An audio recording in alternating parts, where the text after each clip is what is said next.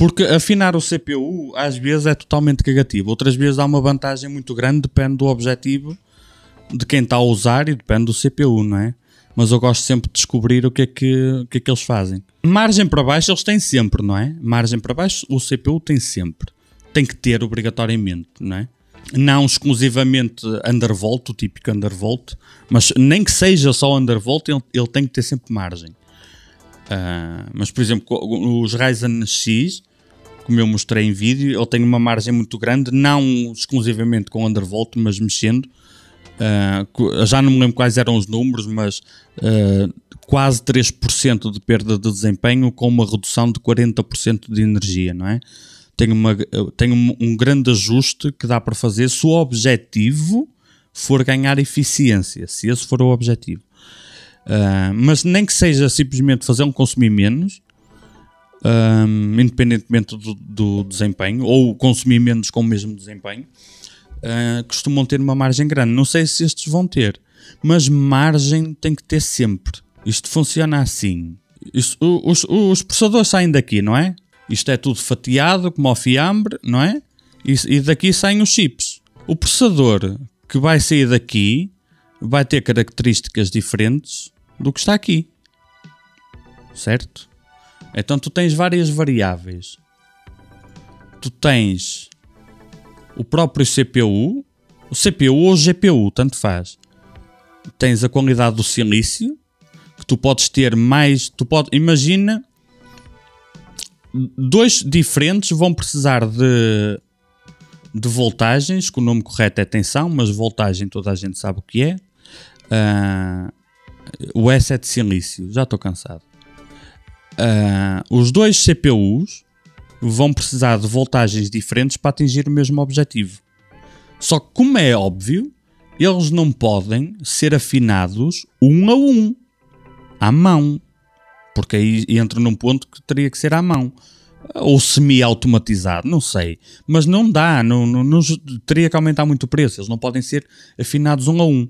O que é que mais contribui? Temperatura. Imagina que tu tens um processador que faz 5.2 1.2V. Imagina, simplificando. Se estiver a 60 graus. Mas se estiver a 90 graus, se calhar precisa de 1.21 ou de 1.22. Se estiver mais quente, precisa de mais voltagem. Por isso é que quando se faz overclock, que agora não se faz tanto, não é? Porque há pouca margem,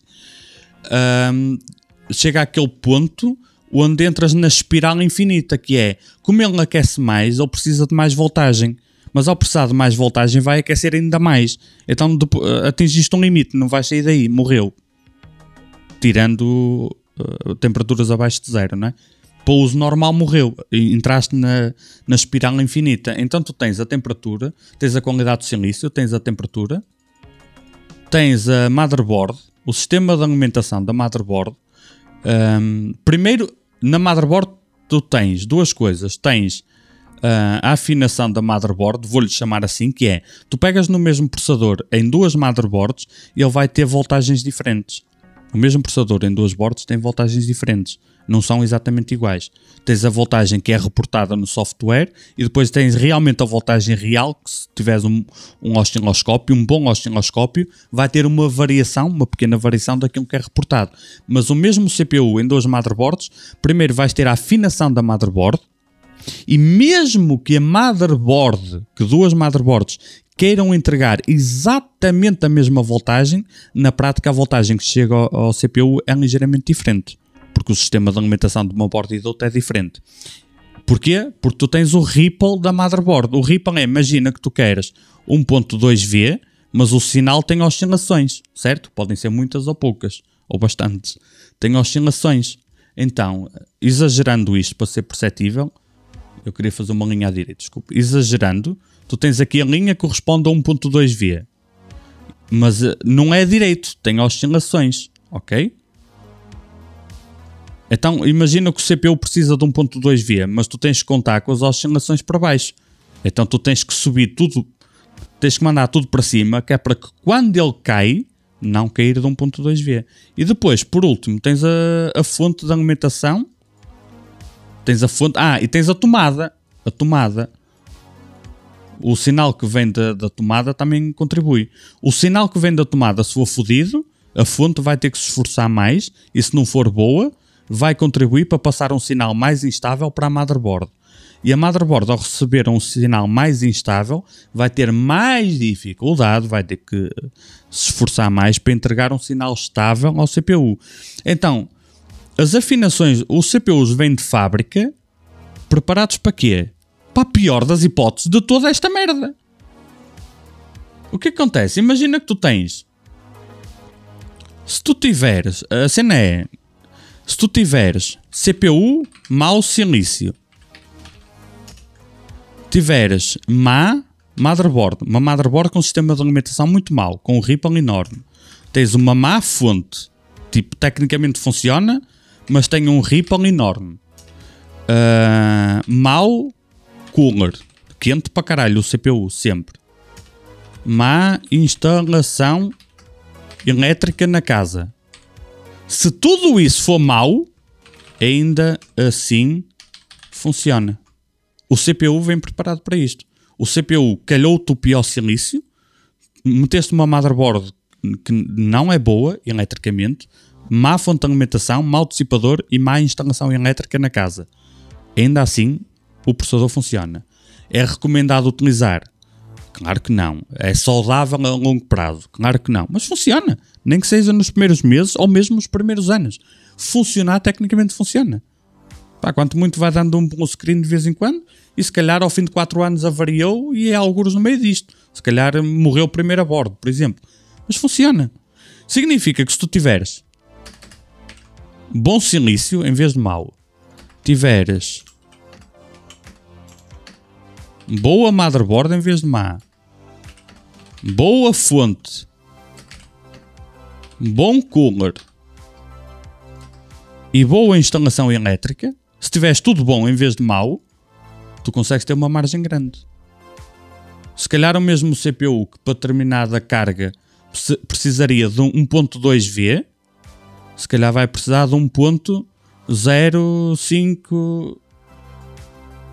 escrevo 7. 052. Então metes a 1.07 e ele funciona para sempre, bem. Mas 1.07 é muito menos que 1.2. Se calhar para ele fazer exatamente o mesmo trabalho, em vez de consumir 200 watts, se calhar vai consumir 130. Na melhor das hipóteses, passando de um extremo para o outro, para fazer sem perder desempenho. Ou com os mesmos 200 watts consegues ganhar desempenho. Daí a cena do ajuste. Por exemplo, eu recentemente, tanto em CPUs como em placas gráficas, tenho-me focado mais na cena de eficiência, porque aí é uma análise subjetiva.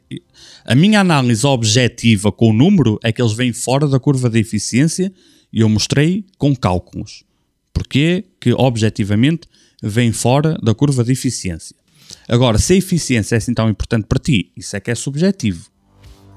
E eu acho interessante, porque a margem é tão grande que eu acho interessante tentá-los pôr mais ou menos na curva de eficiência. Acho interessante, mas não precisas de o fazer. Não interessa, eu tenho-me focado mais na eficiência, mas tu podes focar em qualquer cena. A cena é que a margem costuma ser grande. Principalmente agora, não é? E os novos CPUs vai ser a mesma coisa. Eu vou descobrir o que é que eles têm para dar. Podes conseguir ter muito mais desempenho consumindo mesmo. Podes simplesmente conseguir ter mais desempenho. Podes conseguir ter o mesmo desempenho gastando muito menos. E nesses últimos tenho focado porque eles são sempre... Eles gastam muita energia, aquecem muito.